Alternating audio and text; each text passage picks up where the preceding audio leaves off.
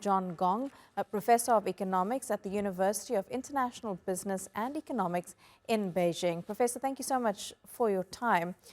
Firstly, walk us through how China is dealing with these tariffs from the United States, the measures that it's taking to kind of counteract the rising tariffs.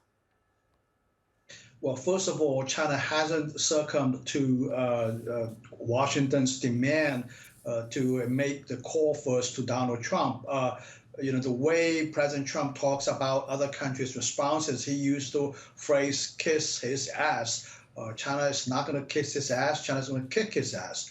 I think, second, China is planning for a prolonged trade war with the United States in the sense that it's diverting exports for domestic consumption.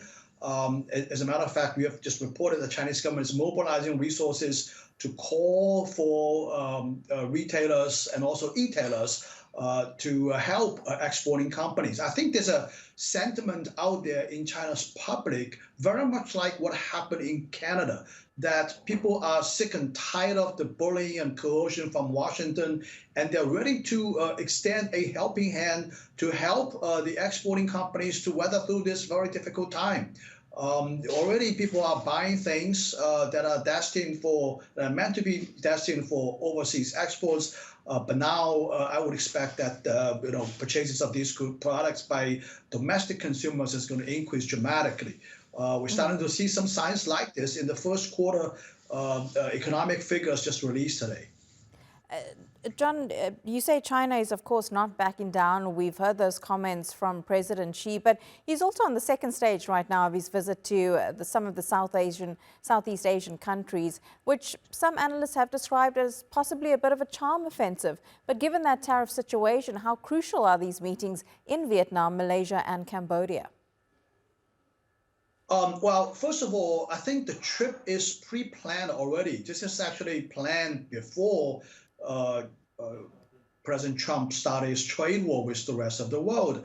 But of course, against the backdrop of this major challenge coming from Washington, certainly the trade war topic, the tariff topic, will be on the agenda between the leaders when they talk.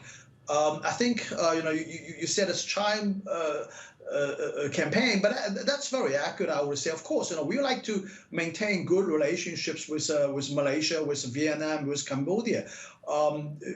Actually, the bilateral relationship with China and Malaysia has entered a very good time. President Xi talked about a golden age of the next 50 years between the two countries. So as you can see, there's a booming trade relationship, investment relationship.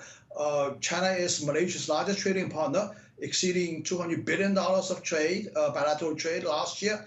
And the first quarter, these numbers are still going to increase. So I think we had a very good time with Malaysia right now. It's interesting you use the term golden age, because that's very much almost the exact same phrase I think Donald Trump has used to talk about the United States, of them entering their golden age.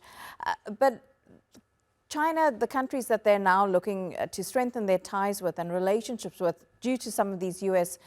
Tariffs that many countries around the world are, of course, facing. Do you think that those countries could possibly face a backlash from the United States? Trump, as many have called him, they see him as a bit of a bully who is very quick with retaliation to other countries that are working closer with China. Well, it looks like President Trump is talking that way. Now, by the way, let me also emphasize the golden age is actually not my invention. President Xi actually said this in his article published in Malaysia. Now, back to your question, President Trump described this, characterized this as in a very hostile manner. But, Malaysian Prime Minister Anwar actually said today, just a few hours ago, that he said the bilateral relationship between China and Malaysia is not going to be constrained by a third party, ostensibly referring to Washington, I guess. I think the issue about whether the bilateral trade relationship is going to be affected by Washington. Of course, it's going to be. I think these countries have a big challenge. As President Trump is imposing these outrageous tariffs on them. Nevertheless, I think we're talking about increased bilateral relationship between the two sides. I think there's a really a need for increased intra-region trade in this region between China and the ASEAN countries. It's a very vibrant region. It's the epicenter of a global economy. And I think it's a emerging middle class. So I would expect that the trade between the two sides is going to increase further. We're going to see the emergence of a very rich and also very prosperous middle class in Southeast Asia. Thank you very much for your analysis and your thoughts. Professor John Gong there in Beijing. Thank you so much. Thank you.